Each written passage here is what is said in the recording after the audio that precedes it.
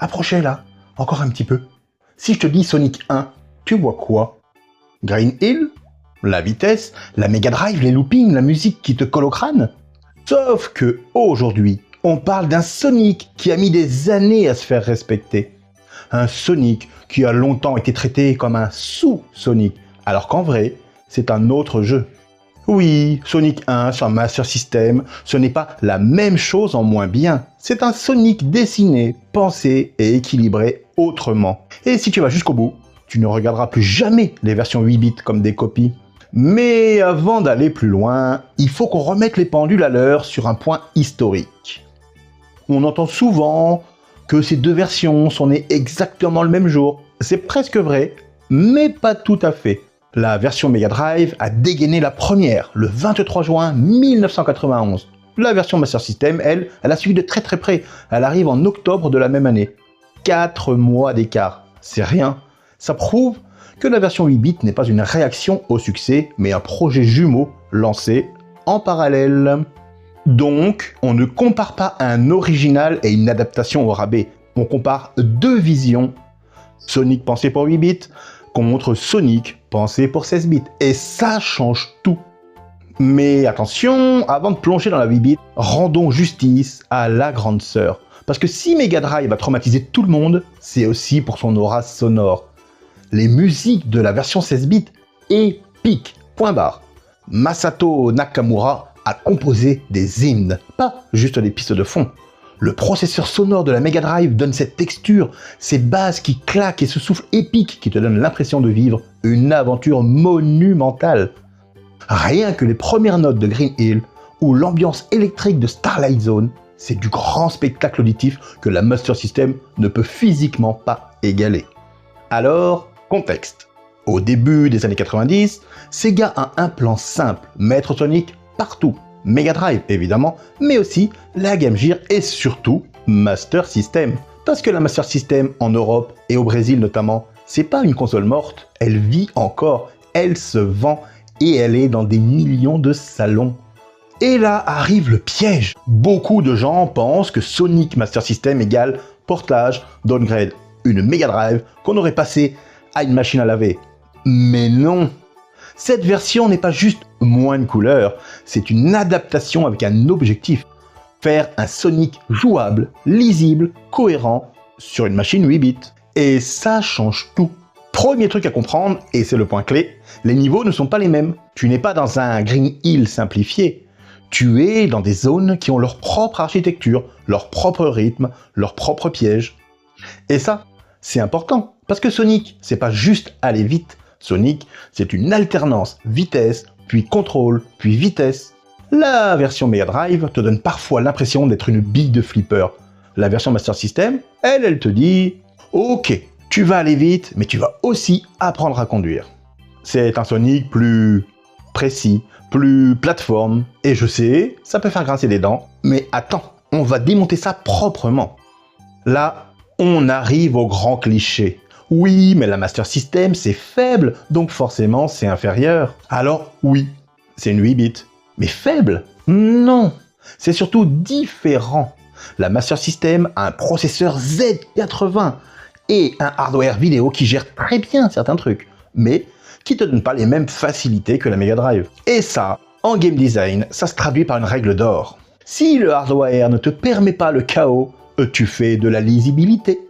Donc, au lieu de te balancer 40 éléments à l'écran, on construit des parcours clairs, avec des pièges posés comme des questions. Tu sautes ici, ou tu tentes la vitesse.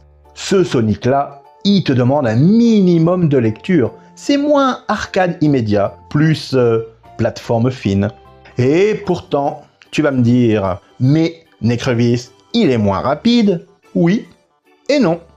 Parce que la vitesse, c'est pas qu'un chiffre. C'est une mise en scène. Sur Master System, on ne te donne pas la vitesse en continu, on te la donne par à coup. Ligne droite, pente, séquence où tu peux te lâcher. Et ensuite, on resserre, on te remet du contrôle. Résultat, quand ça accélère, tu le sens. Tu as un contraste. C'est comme en musique. Si tu mets le volume à fond, tout le morceau, plus rien ne t'impressionne. La version Master System, c'est une composition. Elle te fait respirer, puis elle te met une claque. Parlons des boss. Sur Mega Drive, c'est Robotnik arrive, machine, effet, show. Sur Master System, c'est souvent plus simple visuellement, mais parfois plus jeu. Parce que tu n'as pas juste à spammer des hits, tu dois comprendre un pattern, te placer, gérer l'espace. Et c'est là que beaucoup se font avoir. Ils arrivent avec leur cerveau Mega Drive, ils veulent rouler sur le jeu et ils se prennent la sanction.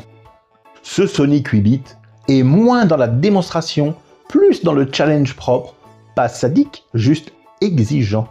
Et là, je vais te dire un truc à contre-courant. Sonic Master System est souvent plus accessible pour apprendre Sonic.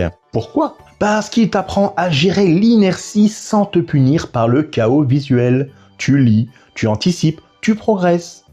C'est le Sonic que tu peux donner à quelqu'un qui ne joue pas souvent et qui veut comprendre pourquoi Sonic c'est cool, sans être noyé par une orgie d'effets. On est sur un jeu école, mais une école qui reste fun. Ok, on fait la comparaison honnête.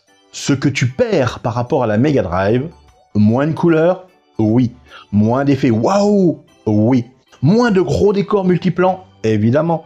Et bien sûr, on perd cette puissance sonore FM si particulière à la 16 bits. Ce que tu gagnes, une lisibilité redoutable, un Sonic plus plateforme plus propre, une difficulté parfois mieux dosée. Et une identité de niveau qui ne dépend pas du souvenir Mega Drive. Donc non, ce n'est pas un Sonic en moins bien, c'est Sonic autrement. Pourquoi elle a été sous-estimée ? Simple, parce que l'histoire a été écrite par la Mega Drive. Dans la mémoire collective, Sonic égale 16 bits. Donc tout ce qui est 8 bits est automatiquement classé dans la case des produits dérivés. Sauf que pour une tonne de joueurs, surtout en Europe, ce Sonic-là, c'était le Sonic, le vrai premier contact. Et quand tu le rejoues aujourd'hui sans mépris, tu vois un jeu solide, intelligent, cohérent. Un jeu qui respecte son hardware. Et ça, c'est du design. C'est pas un miracle, c'est pas de la magie, c'est du travail. Alors je te pose la question la plus simple du monde. Est-ce que tu t'amuses ?